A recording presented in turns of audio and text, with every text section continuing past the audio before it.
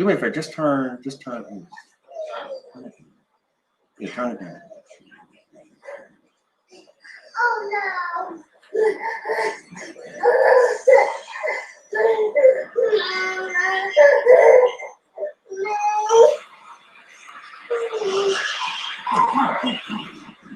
Do me a favor, just turn.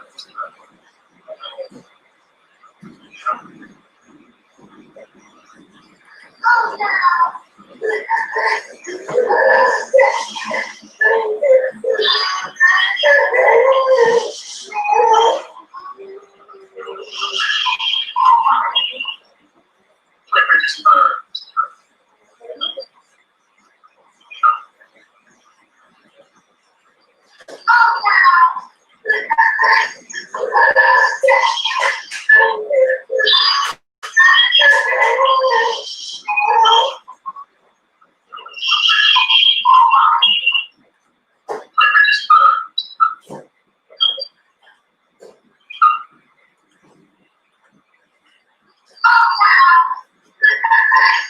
All right, guys, welcome to episode 12 of Rooting for Laundry. My name is Johnny McDonald. I am your host. Thank you for joining us. You can follow us at Root for Laundry on Instagram and Twitter. Like I said, this is episode 12. Thank you for riding with us. Appreciate it. Hope you had a wonderful weekend. Today's topic, we're going to talk about one of the greatest boxers ever, one of the most dominant fighters, one of the most, like, whenever you've seen him, he was must-see, most controversial, fun to watch, probably personally my favorite boxer of all time, baddest man on the planet, the one and only Iron Mike Tyson. And joining us today, we got some good friends of mine. I talk to these guys a lot about things all the time. Let me introduce my first guest. He has a web series out, Anya Maria, Independent Woman. He's heavily featured in that, and he was also in the Netflix movie Roxanne. Give it up for my good friend Nigel Fullerton. What's up, buddy? What's happening? Thank you for being here. Appreciate the backdrop. oh yeah, man. Thank you. I'm always excited to root for laundry. I think everybody's excited. Yeah, normally I don't separate my whites and my colors, but today all clothes matter. I appreciate you. Thanks for being here. And my other guest, another good friend of mine, comedian. He plays all over the country, and you can listen to his podcast, Just a Kid from Brooklyn. Give it up for Justin Ramos. Yeah. Brooklyn's own. How you doing, my brother? How's everything, man? Good? Right. I'm good. How are you guys? Hanging in there, man. That's all we can do. You know what I'm saying? I'm just trying to do the right thing. Give me some. All right, guys. Let's all get into the reason why we're here. Mike Tyson, baddest man on the planet, basically. The reason why we're here, Nigel. Baddest man on the planet. So, Nigel, I'll go with you first. I guess. How did you become a fan of Mike Tyson? So my uncle actually got me into watching boxing at like a very young age. So he used to have me watch all these fights. And I always heard about Mike Tyson, but never saw any of the fights. So, he was knocking everybody out. Like he knocked out Trevor Burbick. He knocked out a whole bunch of people. So once the whole Buster Douglas thing happened, he was upset that Tyson lost. So he was like, yo, Money, get the tape. We watched the tape. Like, I don't know if you remember in the fight, but Tyson knocked down Buster Douglas. And it was like 13 seconds he was on the ground. Mm-hmm. And like all of a sudden he got up and he was saved by the bell. And I was like, yo, this is crazy. So I had to learn more about him. Plus Mike Tyson was in the Fresh Prince video, so I had to watch it. Yeah, that's definitely that's definitely true. That's how I knew him. All right, so I'll get into before the Buster Douglas fight. Tyson becomes the youngest heavyweight champion in the world at the age of 20. He's knocking everybody out in first, second rounds. Legends like Larry Holmes, Michael Spinks, And then that day, February 1990, at 37 wins, 0 losses, undefeated. Buster Douglas lost by got knocked out in Tokyo, Japan. The rumor has it in the 10th there was a fast count. Very very fast count. He loses all his titles. Justin, have you ever rewatched that fight or watched it? I know since we're much older than you. No, I have. And then also too, recently I watched the ESPN documentary on it. So Yeah, that was me really too. interesting too. Yeah. It was dope. It was pretty good. Because it gave more of a backstory of Buster Douglas. Because before I was like, who the hell cares about him until he knocked out Mike Tyson? Yeah, absolutely. Yeah. We still don't care about him. Yeah. He lost to Tony Tucker. How do you lose after to that, Tony Tucker? Buster Douglas goes on to live a pretty good life. He gets a commercial deal. He has that game on Sega Genesis, Buster Douglas Boxing. Yeah, and then he lost to Holyfield. Yeah, I mean, hey, Holyfield was better. And disappeared. But he disappeared for like 6 years after that. Yeah. But he had his moment in the sun. He had his moment. So yeah. Before we move on, I gotta tell you this because this is a crazy story I heard about Trevor Berbick fight, right? So Mike Tyson says he had gonorrhea during the fight. I saw that in the documentary. I do remember that. Yo, he had gonorrhea. Yo, how do you fight? Yeah, only Mike Tyson could get away with that. That's amazing. Fight with anything, yeah. He can fight with a broken back. He fornicates before he goes into the ring.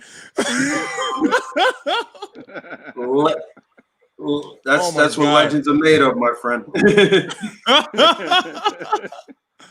So we move on. Loses all the belts. He comes back 4 months later with he beats Henry Tillman, knocks him out first round. In June, December of that same year, he beats Alex Stewart, knocks him out in the first round. Then 1991, he beats Razor Ruddock in March by TKO in the 7th. He rematches him again and wins by unanimous. Yeah, Razor Ruddock. He told him, yo. He said, "I'm gonna make you my girlfriend."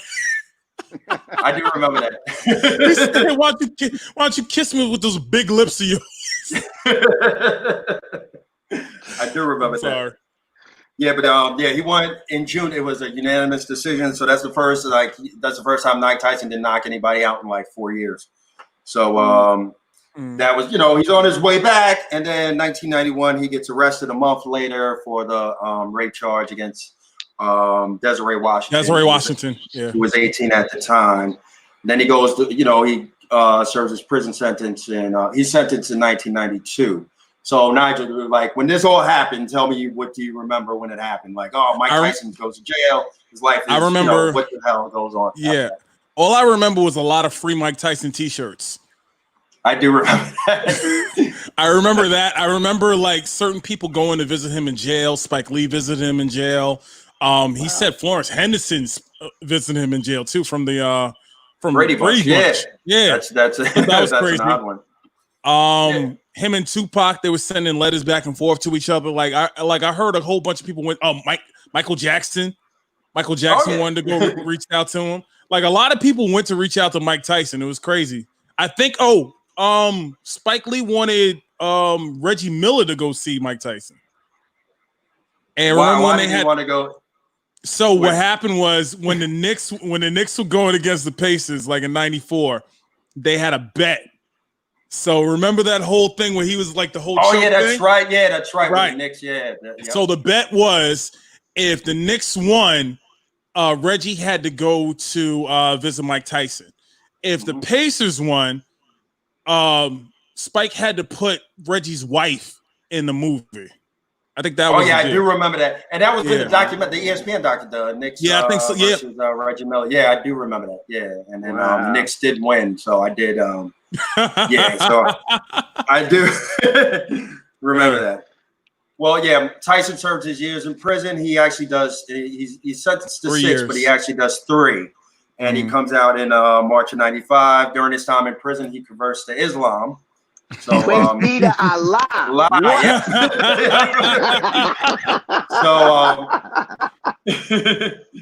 And then in August of '95, it was his return match against Peter McNeely. Peter McNeely. If you remember that, that's a big yeah. Big if you Justin, I'll start with you. You remember watching that fight, or you was that's kind of before you? No, that's before my time a little bit. Nigel, I get to Nigel then. Yeah. You're gonna make us all feel old. Nah.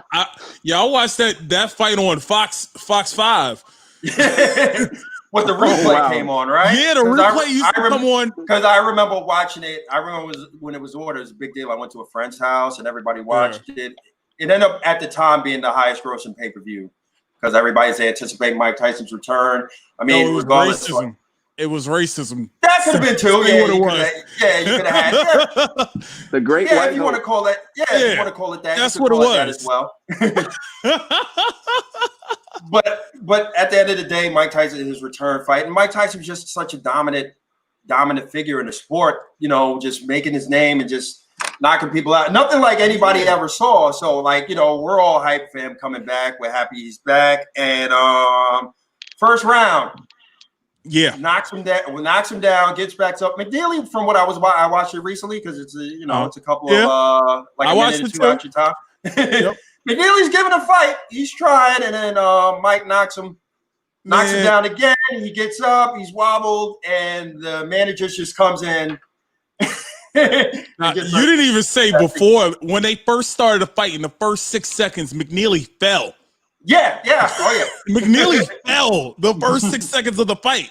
That's crazy. And this is back when people were mad because they were like, yo, I spent all this money on his fight. Now he's knocked out in like the first round. I'm not paying for a Mike Tyson fight anymore.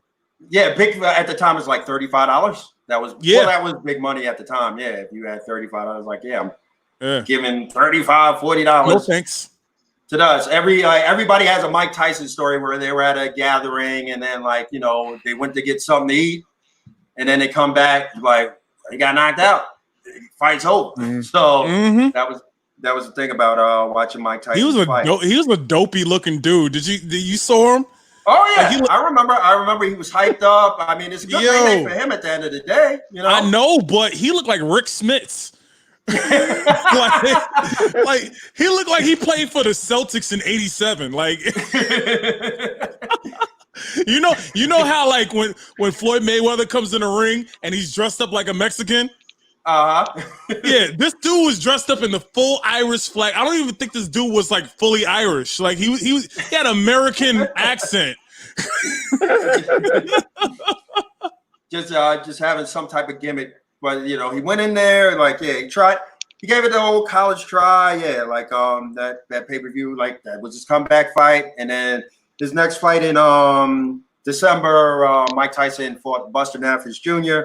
Knocks him out in the third round. So Mike Tyson's on his way back. 1996, he beats Frank Bruno, who he fought before in March of 1996. TKO in the third.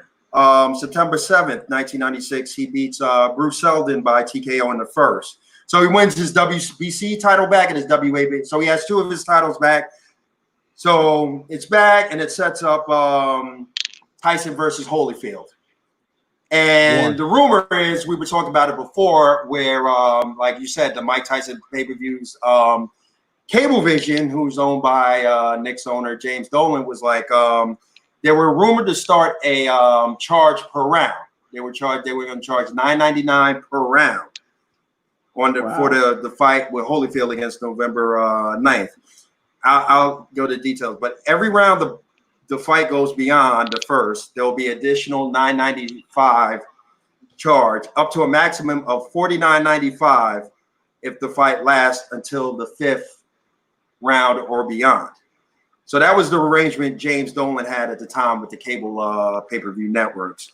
So you remember hearing about that, right, Nigel, with the pay-per-view charges? Yeah, it was a big thing. That was like a big joke, like around the like in different sitcoms and stuff. They would say this would last as long as a Tyson fight. Like you would hear that everywhere. Everything would just would just go quick. So the fight happens. The big fight. Tyson Holyfield won their first meeting. Tyson loses the fight in the 11th by TKO after ref stoppage.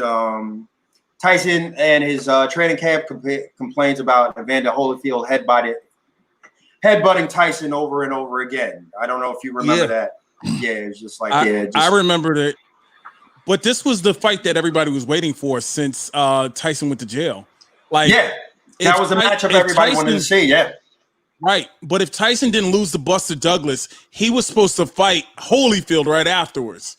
Yeah, which is crazy to me. Like this was a fight that was supposed to happen because I remember they were building it up for like a minute, and something happened with Holyfield. He wasn't feeling right, and then Tyson kept doing all these tune-up matches until he fought Holyfield, and that's how he got messed up with Buster Douglas.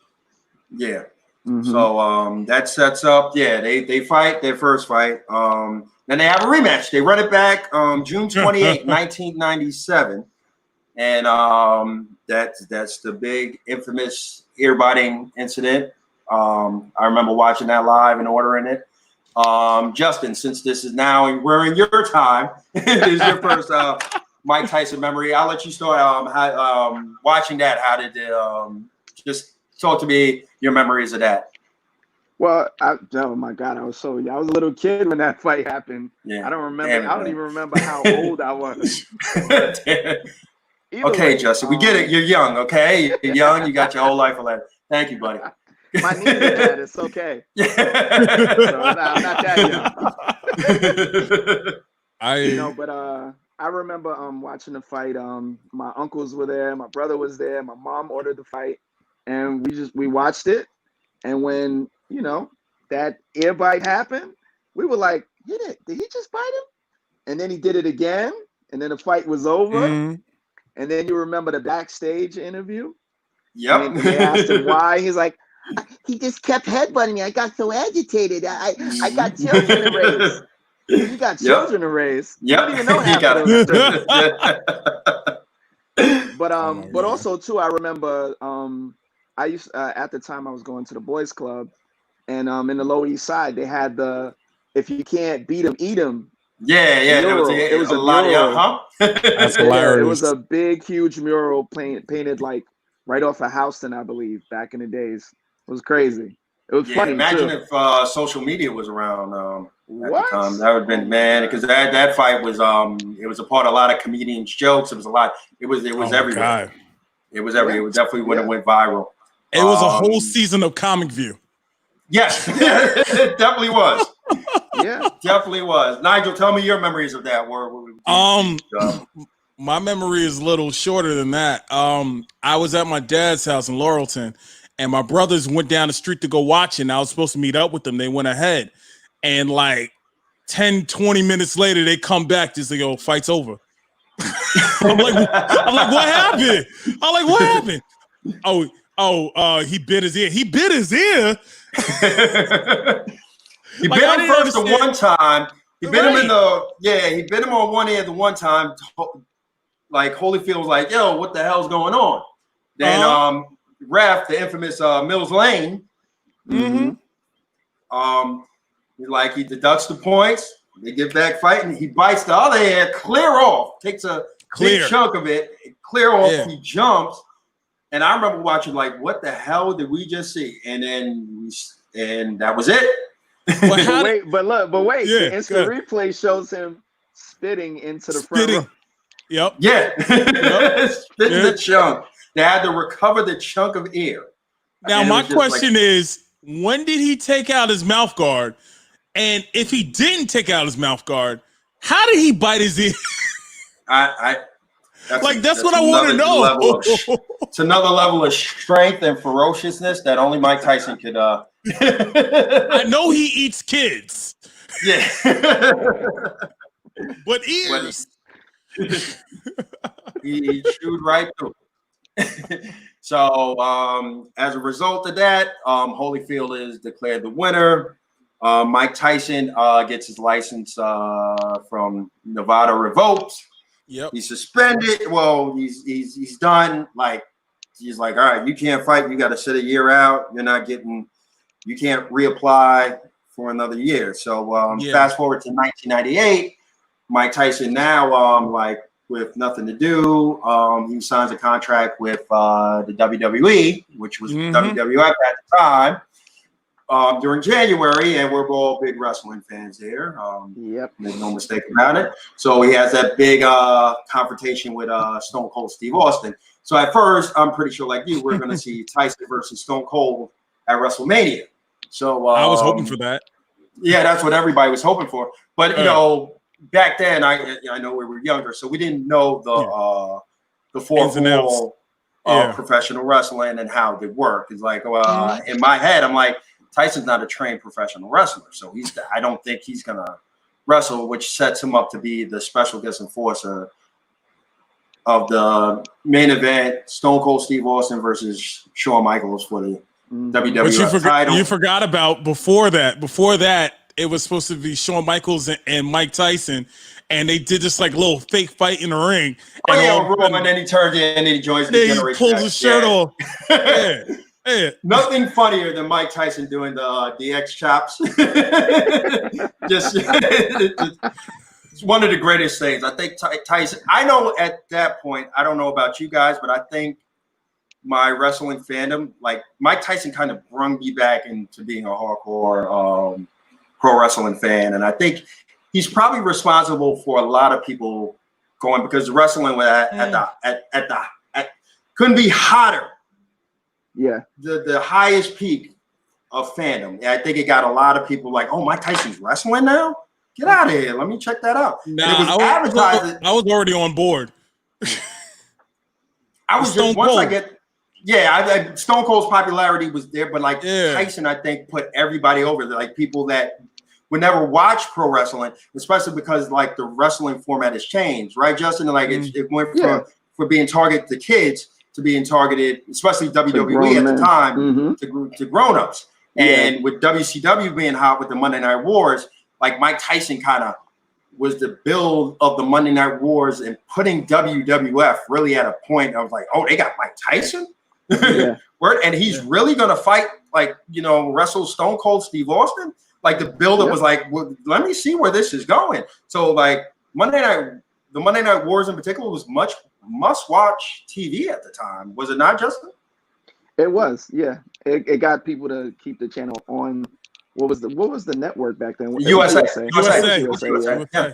That was when it was Raw is War. Raw is War. Yeah. And then they had Tyson and Austin had the legendary shoving match. I remember Eric B was in the entourage of a little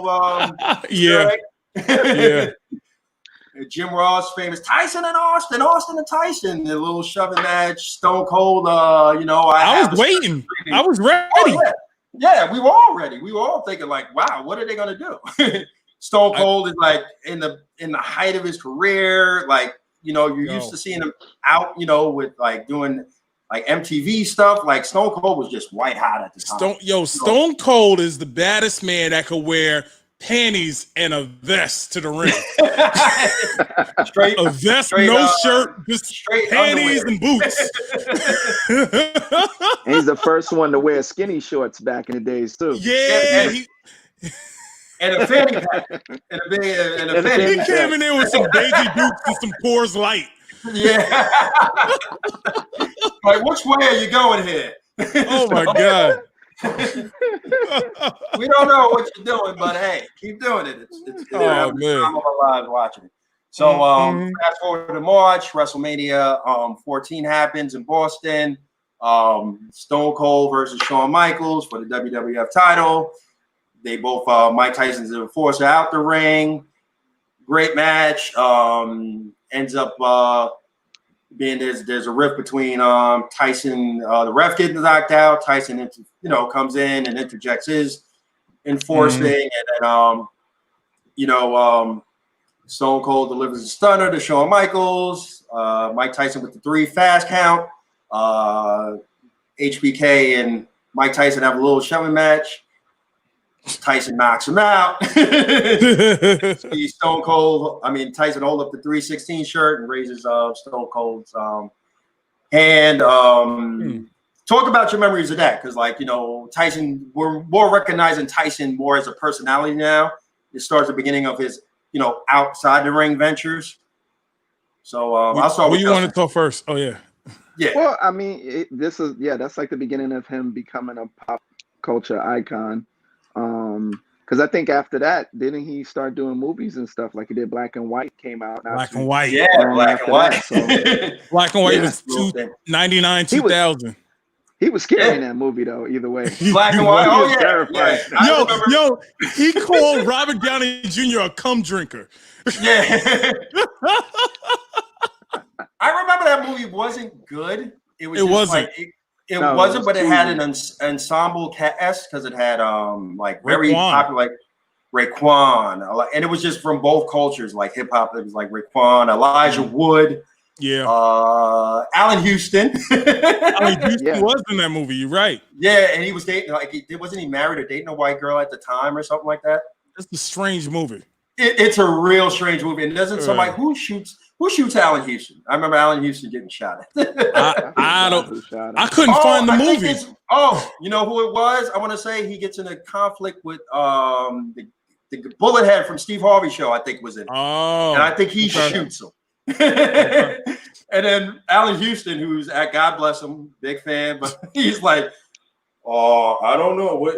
Calm down." I can't remember. I just remember that movie. You would expect him to real block bad. the shot, right? Yeah.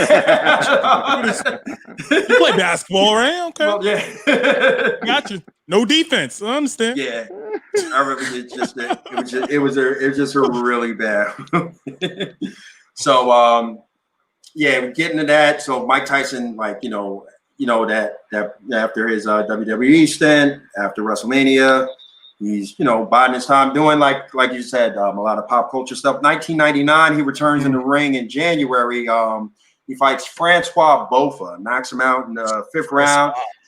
Yeah, even though at times during that fight when they clinched, Tyson had tried to rip both his shoulders off. Mm-hmm. During the clinch, and in the 5th, he just delivers a straight right and knocks him the hell out. So, And that's when he started doing the crazy. That's when he started doing the crazy interviews, right? Yeah. Yeah, I'm waiting for those. Yeah, his most memorable interview was he has 3 fights in 2000. One fight against Lou Savarese was the infamous Lennox, because it's leading up to the Lennox fight. Coming for you, Lennox. Yeah, Coming my for you. defense is impeccable. My style's I'm impetuous. My Alexander, defense is yes, yep. yes. He's no conqueror. Yep. I'm Alexander. Yep. Legendary. That's when, like Mike Tyson, now you see him more for his interviews. You don't forget the fight. Now you're waiting for what he has to say. That's when I became a fan. That's what. Yep. I was like, yo, this dude is crazy. Oh man, that was like I think he had one. Chris Rock was doing a sketch like Tyson for president at the time. He's like, I remember that. He's like, that's why I'm not taking Zoloft. That's why I'm taking Zoloft so I don't kill y'all. So there was so many. Which one you want to talk about first? Which interview you want to talk about first? Go ahead, because there's too many to name, man. There's There's a whole compilation on YouTube. I know. Yeah, go ahead. Yeah. Go ahead. Like 3 of them. I'll go for one. I sacrificed so much. Can I at least get laid? I've been robbed of everything. Can I at least get a blowjob? I wish you guys had children so I could kick them in the head or stomp on their testicles so you can feel my pain. Because that's how I feel every day. There's too many of them to name, man. Too many. We'll be here forever for saying all of it. Then like I said, this is the build up to Lennox Lewis and his fight. They finally fight in like 2002. And I remember the press conference, and they first had a deal. I think Lewis was HBO, and then Tyson's Showtime. Yeah, he just moved over to Showtime at the time. Yeah. Yeah, so that now it's like, a little complex with boxing. We're all boxing fans, so we know how complex the politics and the business, financial stuff could be. But Mike sold that fight though. Like Mike was selling that absolutely. fight. I respect him for he bit Lennox Lewis's leg just to get people to watch. Come on. And you knew it looked staged, but he still bit him. For any boxing fan, I think that fight sells itself. You know, I think it because With the Tyson world watching. Yes, and in Everybody between, watched that Lennox fight. Lewis was the champion. I remember after Mike Tyson left pay-per-view, Lennox Lewis was the guy. If you were a boxing fan, you watched him. But we all know Lennox Lewis wasn't the most exciting fighter in the world. He wasn't. So, you very know, technical. very technical. And not like Floyd Mayweather technical, because there's a like Floyd Mayweather, I mean, to some casual, well, I wouldn't say to people outside that don't watch boxing like that, he might be boring to them. But if you're a boxing fan like us, you know, he's a defensive like he's a wizard. He knows what he's doing. So I take pride in watching Floyd Mayweather fights. But with Lennox Lewis, it was especially heavyweights, because heavyweights aren't as fast. You know, either they're knocking people out, or they just you know, or it's not exciting at all. Also, I feel like they weren't as popular back then, because remember, you also had like Roy Jones was, you know, switching weights at the time. You had who else? You had Prince Nassim. Prince Nassim. Yo, he used to come. He used to come. He was on HBO. He used to come in on a flying carpet. Yeah, to the ring, playing Nas. Yeah, one time, or Michael Jackson. He did the whole Michael Jackson get up one time. Yeah, I remember that too. Yeah. So there was a lot of So they were finding, I guess, Mike Tyson was still the biggest, you know, most popular guy in boxing. Yeah, most popular draw. So when he comes back and fights Lewis, that's a money grab right there. I mean, you don't have to tell me, even if I didn't watch boxing, like, oh, Mike Tyson, Lennox Lewis, okay, I'm sold. I'm watching this. So like I remember at the press conference, like you said, they bid him. And then, you know, the lead up to that was crazy. And then the fight actually happens. It's in Memphis, and, you know, Lennox holds him, but they once again break another Tyson record about, you know, biggest pay-per-view buys.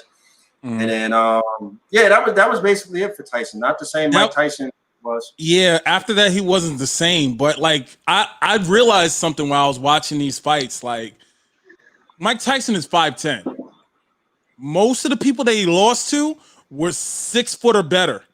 Like Lennox Lewis is 6'5". Buster Douglas was like 6'4". So anybody who had a better reach than like Mike Tyson was beating him. Even when I looked it up, because I was like, yo, I remember Roy Jones fought heavyweight also, like toward like the, you know, the end. He tried it one time. He did it one time against Ruiz. I remember that was a big, because he was getting titles. Like he was like the best. He's like, I'm fighting in like 5-6 different weight classes. In boxing, it can get confusing because there's so many different weight classes.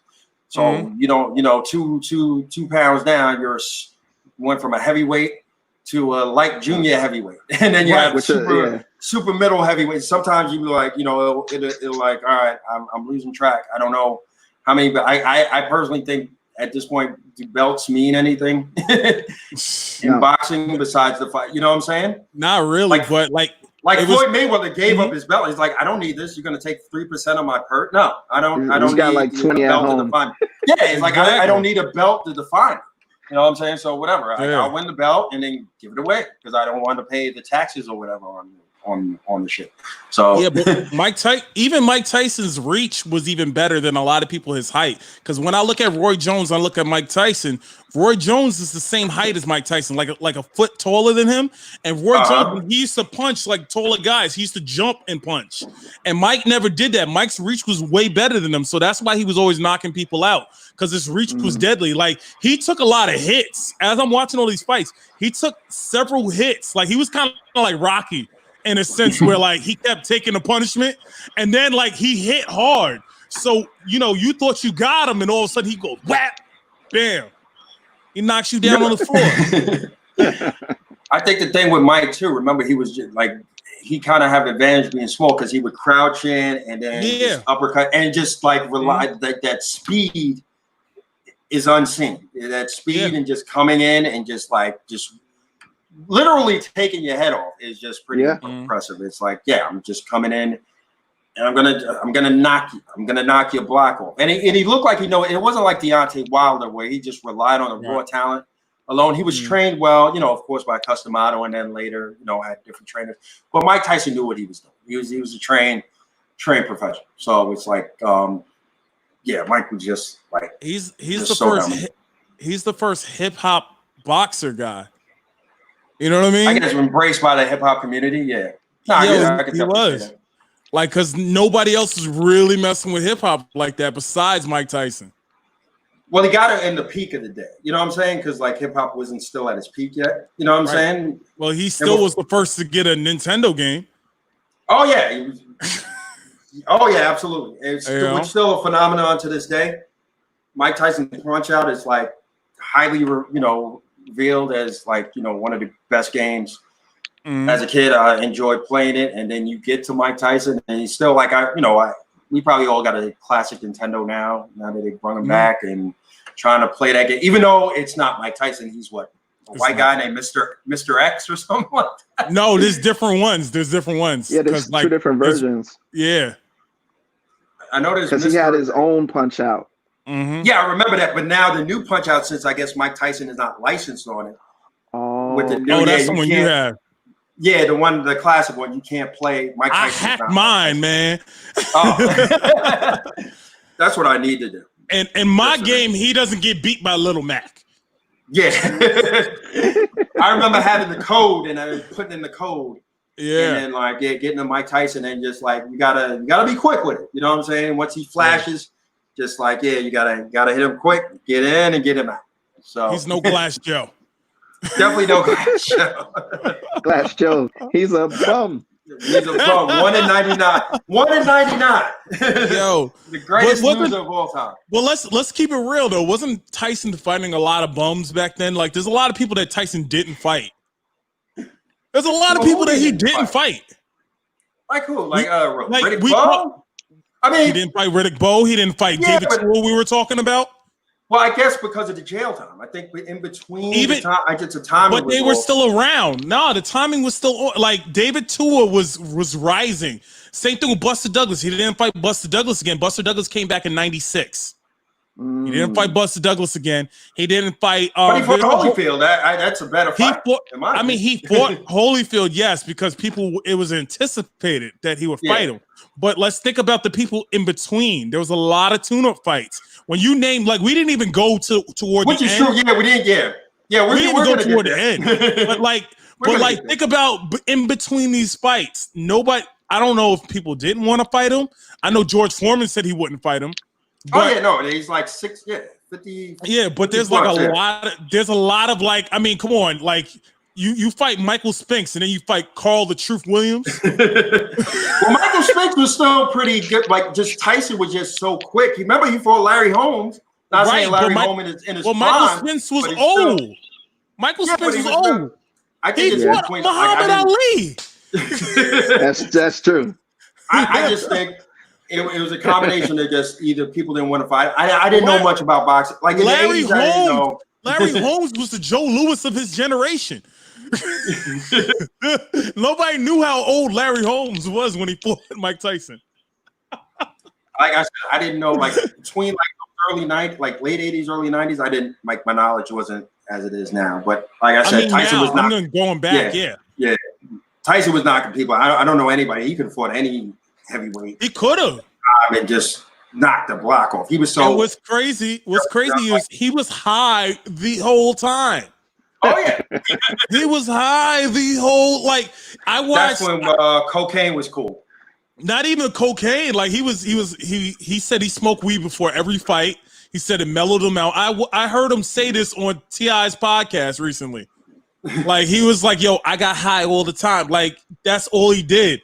And he said he had sex before fights. You know what they tell you, not to have sex with women before the fight. It weakens your legs. He didn't care. Didn't give a damn. Doing his thing.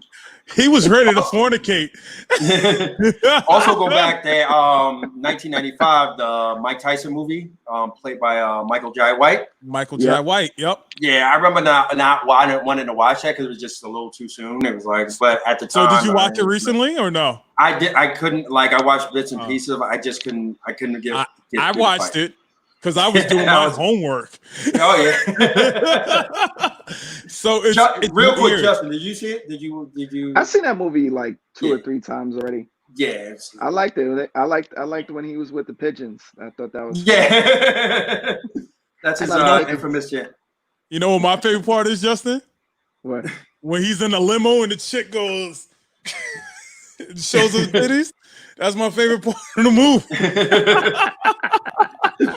That's my favorite part. Like when I was a kid, I was like, okay, I would rewind that back just so I could see that. You'd be like, oh, First time, hey man, first time I saw black boobies on TV. I'm just telling you, keeping it real. You don't watch any Pam Grier movies? They didn't have them on back then. They didn't have them on in the 90s. That's true. You know?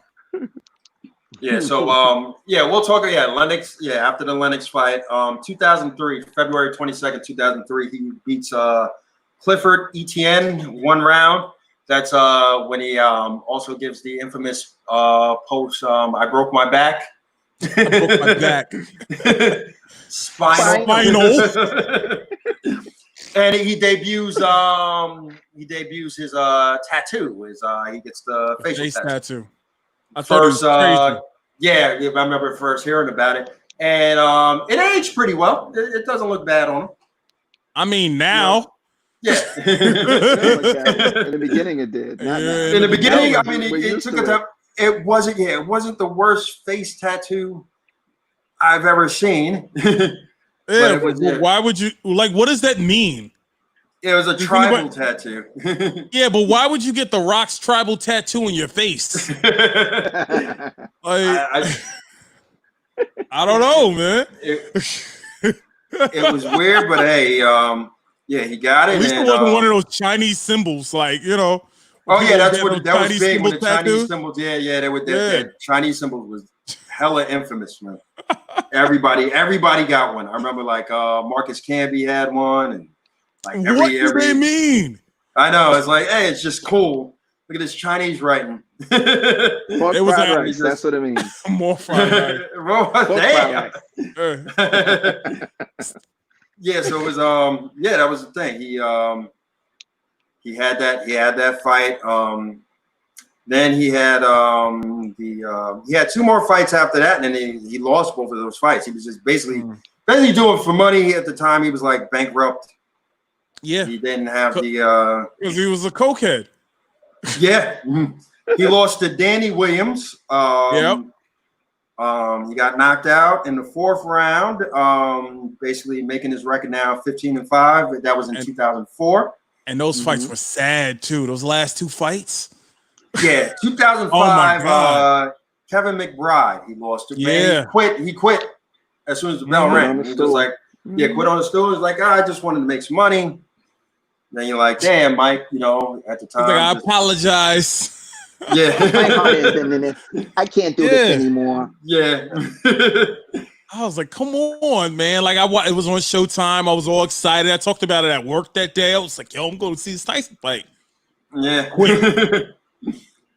was it. That was it. So, it was it. 2006, he got arrested for a DUI. Yeah. Felony and drug possession, stuff like that. He pleaded guilty in 2007. 2009 was cool. He got The Hangover. Oh yeah, that was the start.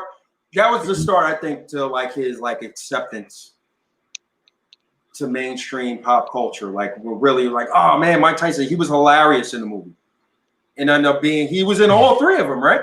In the whole franchise, right? Yeah, I think so. He was in all of them, yeah. So that was probably good. Made some money because at the time, you know, with the bank. But he also said that he was on coke the whole time. Did you hear that? No, it wouldn't surprise me. He just said that like this week. He said, "Yo, during the Hangover, I was coked out. I was a fat cokehead." That's what he said. Oh my God. And it would make sense, yeah.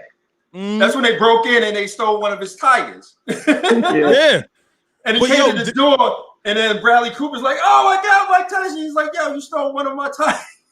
But yo, think about how fly he was to have a tiger in the height of his stardom, though. Yes, like think about yo. Crazy. One thing you remember about early Tyson is his like high spending. He bought like a same Rolls Royce, just different color, like 45 of them, and then like buying animals and. You know what I'm saying? Just you heard about when he crashed the car? I think I did. Like refresh my memory on that one. So Robin Givens got mad at him because she like found condoms in his pocket or whatever. So she took the car and crashed it into somebody else. and that person's arm was broken and whatever. And like Mike didn't have a license at the time. He didn't want Robin to get in trouble. So what he did was he gave the man a whole bunch of money, but the man was crying, ow, ow, my arm. And the police came. So Mike was like, yo, he told the cops, take the car, just get out of here. And the cops were telling the guy, shut up, you're good, you're fine. Go to the hospital, you're all right. And they took the car. The next day, Mike Tyson calls up, oh, you rat bastard, you took my fucking car. This. I want my car back. Oh man.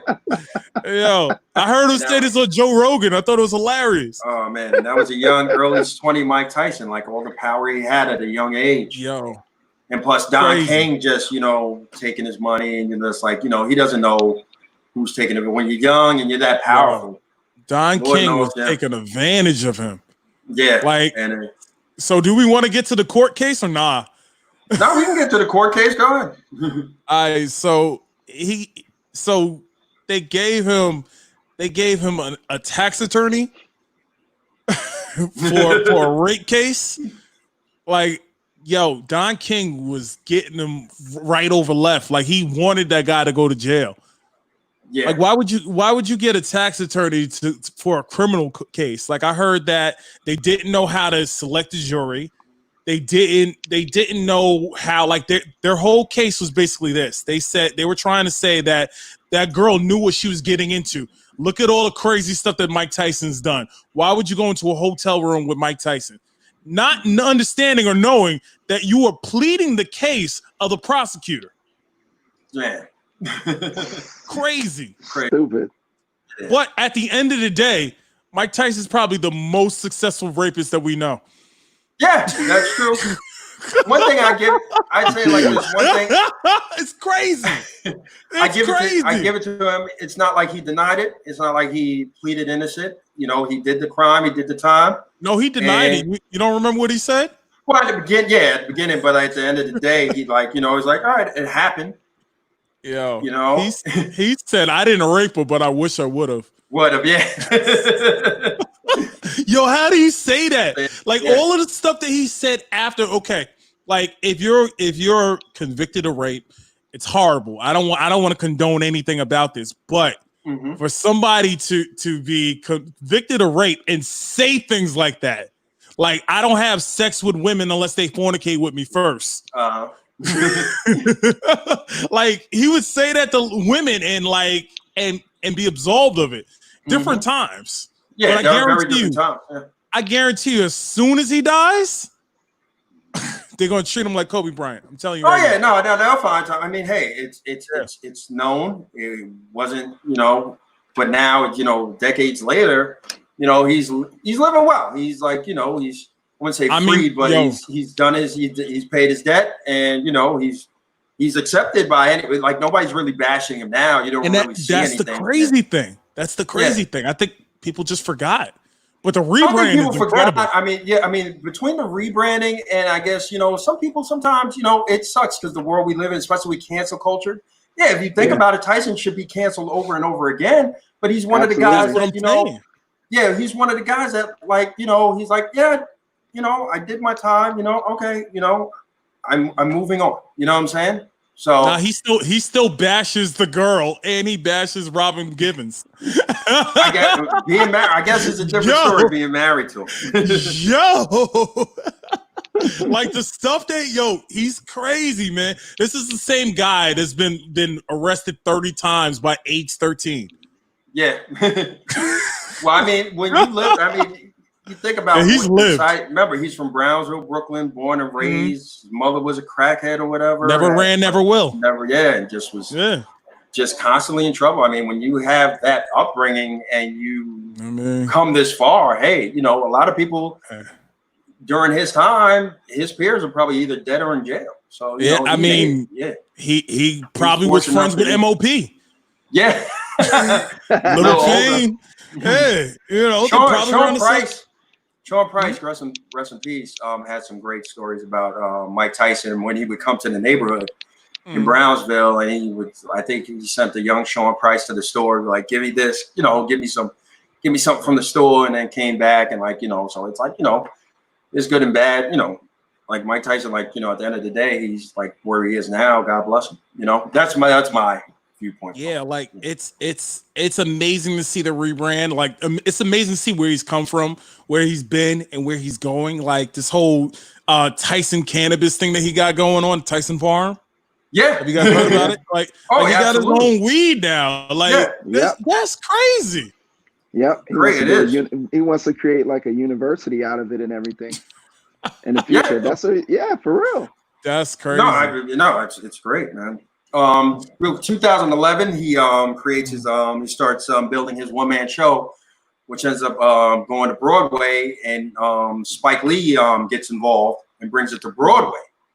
And I remember attending one of the shows. I was fortunate enough to get if you ever done any Broadway show in the city, you go to those TKTS lines and get the cheap tickets. And I remember score. I think I got the final one. It was probably I paid probably less than 50 or something like that, which is 2012, cheap at the time. So I remember just buying my ticket and went by myself, sat in the back, and just it was just amazing. Tyson.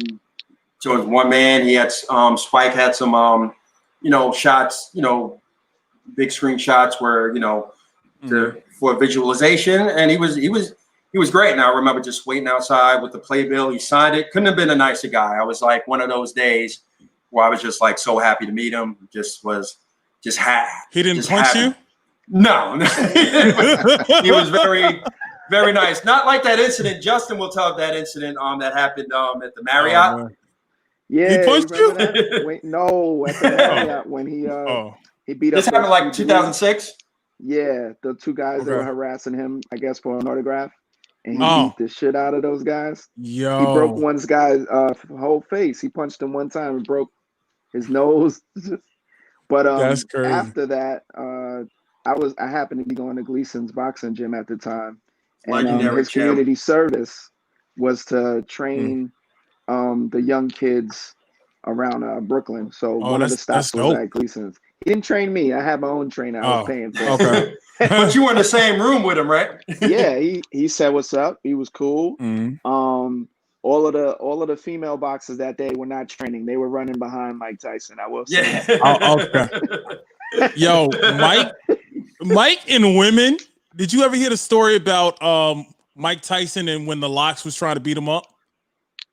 I think I did hear that story. Yeah, I did hear about that story. So what happened was Jadakiss told his story. It was Jada and Styles, and they was in Philly somewhere on tour, and Mike comes out and he sees Eve. And he goes, I know what you're talking about. He said, Eve, I fucked the shit out of you. and Eve was kind of upset by it. She's looking at her brothers, and they looking at Mike like, oh, come on, why'd you have to do that? And they was like, yo, and they was trying to get Sheik to steal on him. But then, because he was the tallest. He was the biggest dude. Yeah. But then it was like, yo, they told Styles, yo, if you got a knife, you got to poke him real quick and then walk away. Like prison style, just get the shank. Get the shank. Oh, my God. Yeah. Everybody has a Mike Tyson story. I just want to hang out with Mike Tyson and just hear his stories. You probably won't. Just sit down and just hear his stories is amazing. 2011, I remember he also did the Charlie Sheen roast. I think Patrice O'Neal, the late great Patrice O'Neal, rest in peace, has a good story about Mike Tyson. So if you get a hand on that, that was that's a good story when they did the Charlie Sheen roast on Comedy Central. That's another good one. So he does the one man show, gets into Broadway. It ends up going to HBO. You've seen that, right? You guys seen that, right? Yeah. It's very good. He tells about around the time it's also as tragically his daughter passes away. His daughter passed away. It gets she unfortunately gets tangled up in a treadmill at home, and it's a sad, tragic story. But then I think around that time that's when he starts being I think in my opinion becomes more self-consciously becoming a better person, and something like that.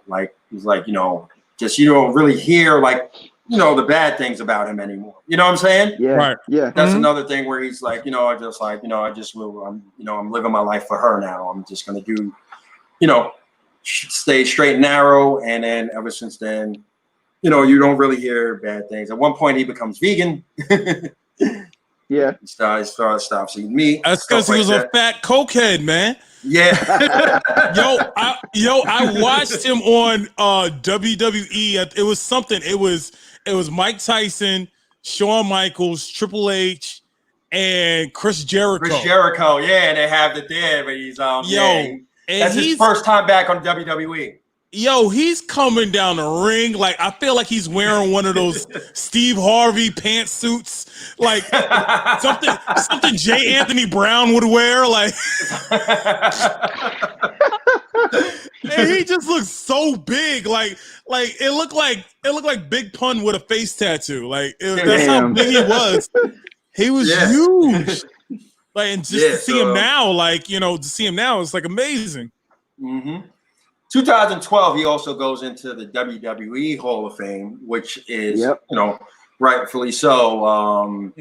He gets, because I think, like I said before, I think he's responsible for like bringing wrestling, in my opinion, kind of the mainstream. Not solely responsible, but I find him partially responsible.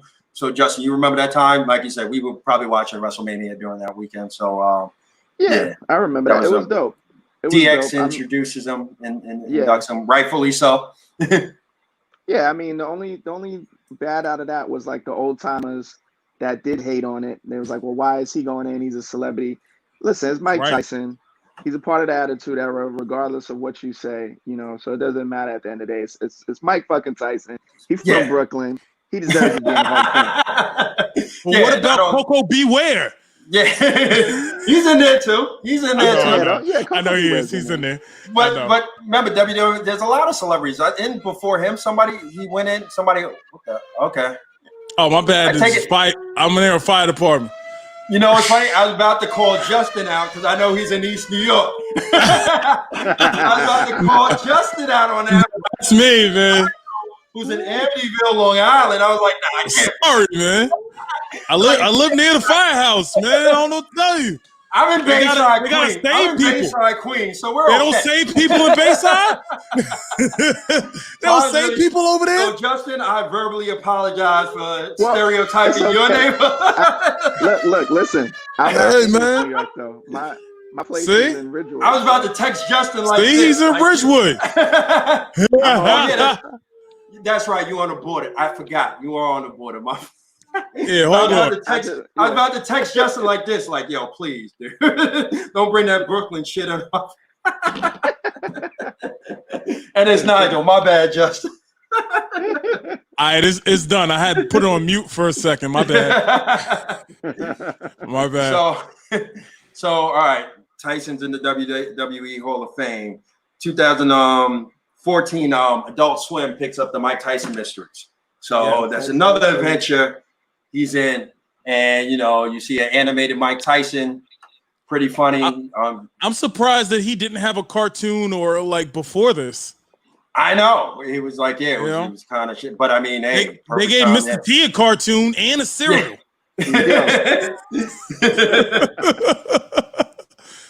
But then again, Mr. T was a good, at the time, and didn't really, He had a rap album. Mr. T, yeah, I remember that. He kind of your mother. Yeah. Mr. T loves his mom. Yes, he does.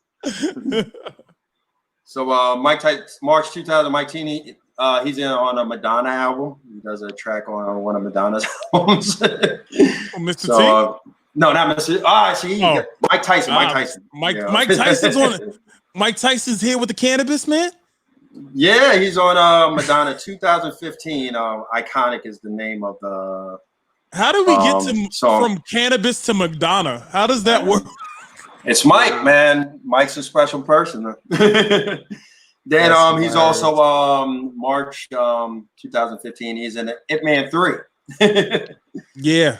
Underground cult martial arts classic. So is he in the fourth one? He's in the third one? Third one. I think he's in the fourth one too. Okay. Yeah, so he's in everything. And now, Mike Tyson. Like to this day, Mike Tyson now. We'll get to present time. Mike Tyson's still popular as ever. He was just on All Elite Wrestling, AEW. Rekindled his feud with Chris Jericho. So wrestling fan, you can constantly see him at UFC fights or at any mixed martial arts. So the world of combat sports, whether it's mixed martial arts, boxing, karate, anything, theater, like Mike Tyson. Not only that, they love him back. Dana White loves him to death.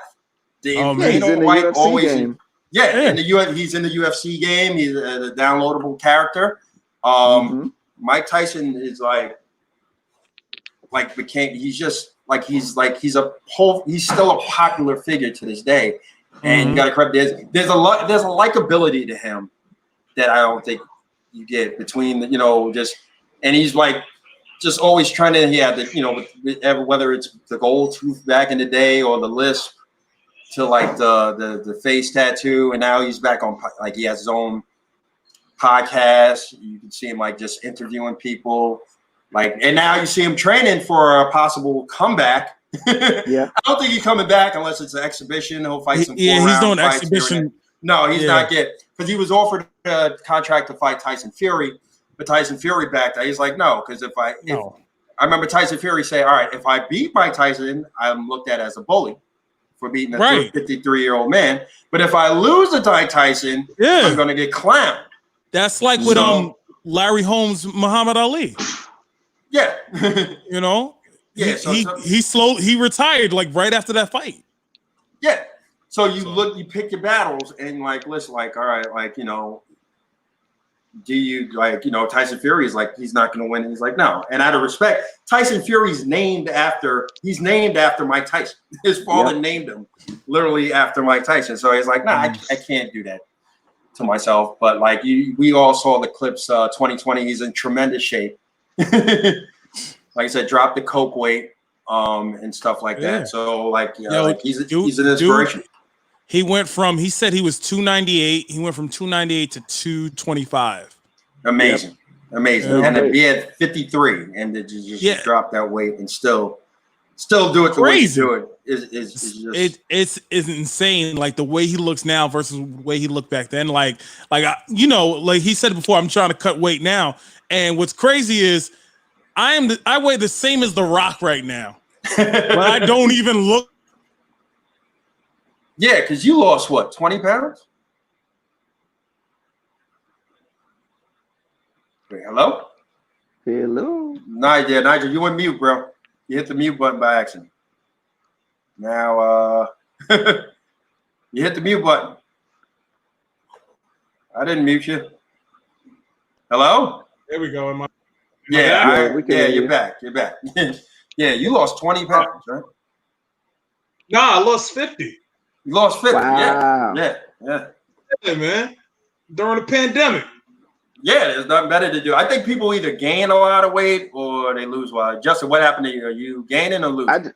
I gained 4 pounds, but I started running as soon as it got hot. Yeah, you run every day. Yeah, Justin. You've always been a running dude. So I thought I was losing until I broke my back. So I don't know.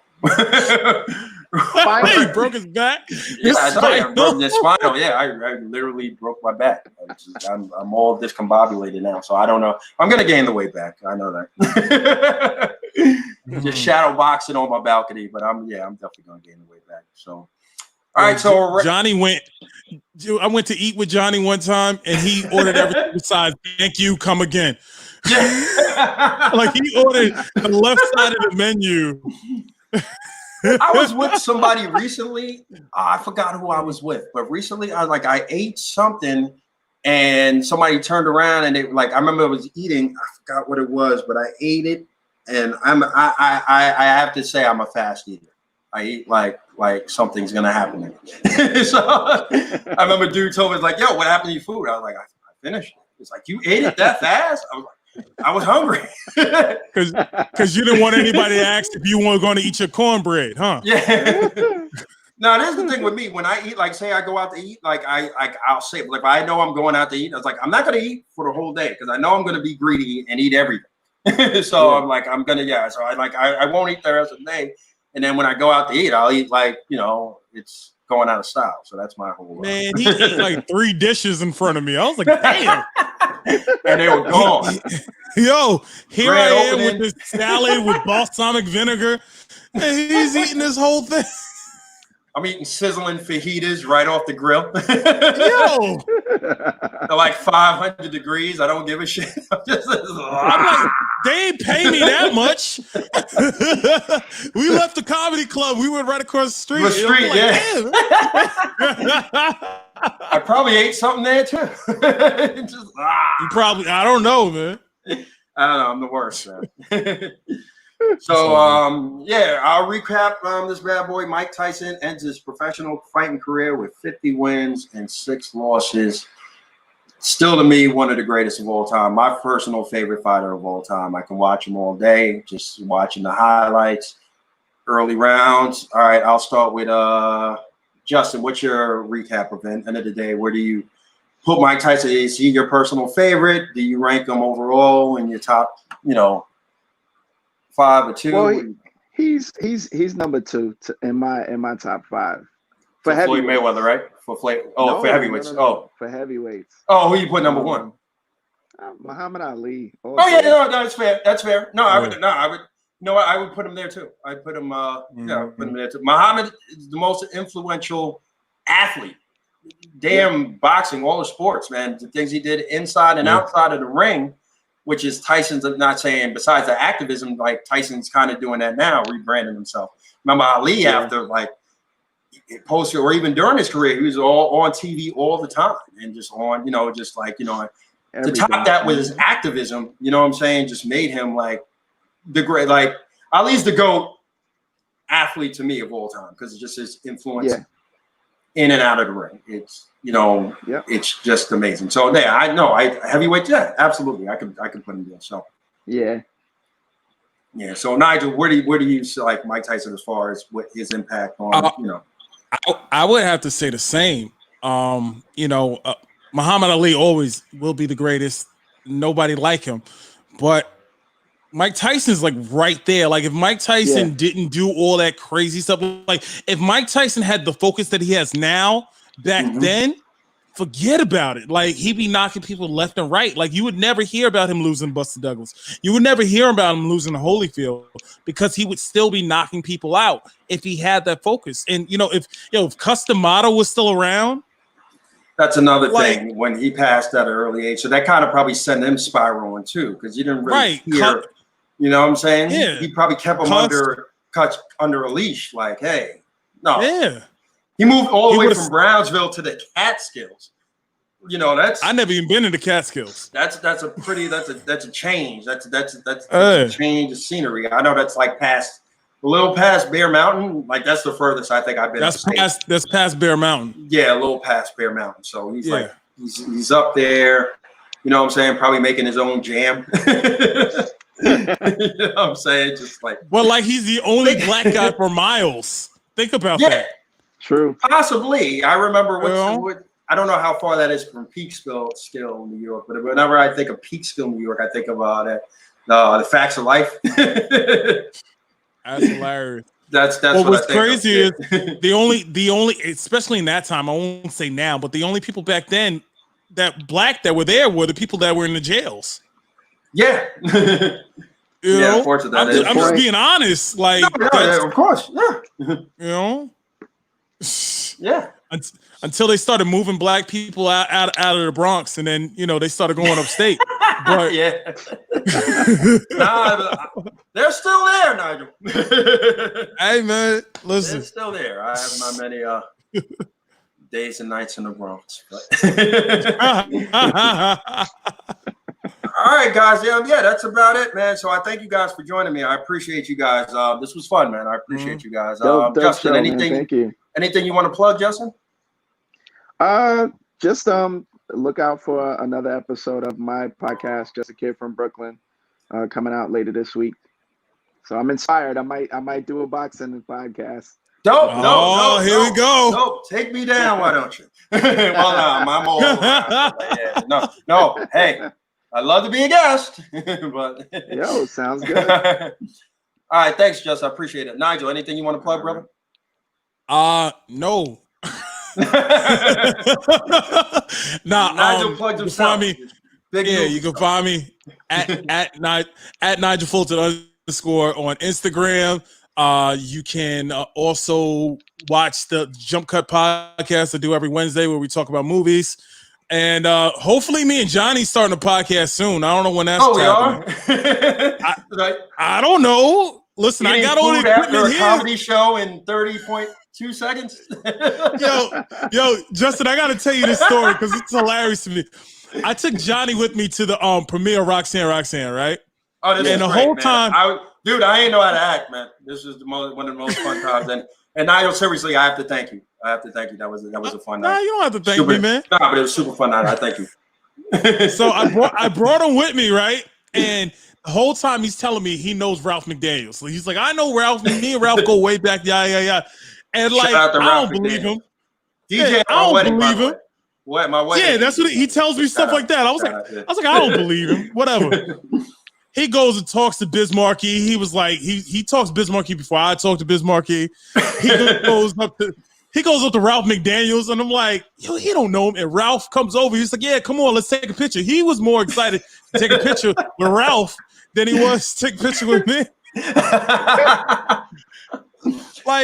Like, yo, it was an amazing night. Like, it was. Name was there. Stephon Marbury. Marbury. That's when I lost it. I was like, oh my gosh. Oh yeah, he was straight groupie. He went off. Straight.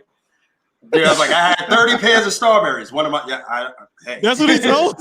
Yeah. Because we were sitting behind him. We were sitting behind Stephon Marbury, and then we go to the after party, and Capone from Capone and Noriega was there, and Dion Cole. Wow. Dion Cole was great. Pharrell was there. I was a groupie for Pharrell. I would have lost it for Pharrell. Yeah. I didn't want to go over there. Neil Long. Neil Long, I almost lost it for Neil Long too. But I was afraid to go over to Pharrell. I was like, he made grinding. Why would I go over there? Like I'm not. He made all of my favorite music. Why would I go over to go meet Pharrell? I finally did it, but I was nervous as hell. Dude, it was a magical night. Then my car got towed. Yeah. Oh yeah, his car got towed. Yeah. Because I'm an idiot. We had to walk from 14th Street. We walked from from 14th Street all the way to 40th. Thinking it was no parking from midnight to 1. I was like, yeah, we'll be out of here. I didn't think nothing of it. I was like, oh, it's late, so they're not gonna tow my car. You know what I'm saying? And then like 1 o'clock, we get out of there. We're just having too much fun, and then car gone. And once I didn't see the car there, I knew exactly where it was. So we walked there. I'm a repeat offender. So we walked there, right? We walked there, and once we get in there, everybody from the party's there. Everybody. They towed everybody's car. And people was at, and there were people. There was a Knick game that night. People were leaving the Knick games. A lot of people with Knick gear. What was crazy to me? What was crazy to me was I'm the guy that was just in the movie, right? These people saw me in the movie. I'm sitting in the tow bag. You're just sitting there. Yeah. With the name of my character on my hat. Do I use? I don't know if I have money on any of my credit cards to get this car out. Because when you get towed, you got to pay the ticket. Well, you got to pay the toll to get it out first. Then you got to pay the ticket later. Then you got to pay the ticket. And tickets in Manhattan are like $300 a month. It's definitely not worth getting your car freaking towed in the city. So. Oh my God! Good time. I will always remember when I die. If whoever dies first, that story will be told at one of our funerals. So I gotta get. Might be by the end of the year, by the way. I can bring you again. Oh. Yeah, I got to get another movie so I can bring you again. Oh, dude, yeah. I'll be fabulous. One of you guys get famous so I can go. Well, Nigel's already famous. I'm just waiting for Justin. I'm not famous. I'm just trying Once Justin gets famous, then. All right, guys. Yo, thank you again. I appreciate it, man. We'll definitely talk Anytime. after, my brother, man. Appreciate you guys. All right, Thank you. All right. All right, Peace. peace. All right, guys. That was Justin Ramos and Nigel Fullerton, man. Fun times, fun show. We hope you had fun. Follow us at Root for Laundry on IG and Twitter. Tune in next week. I'll have another guest, and we'll cover a team. And thank you again. Have a good one. Be safe. And love each other. Later.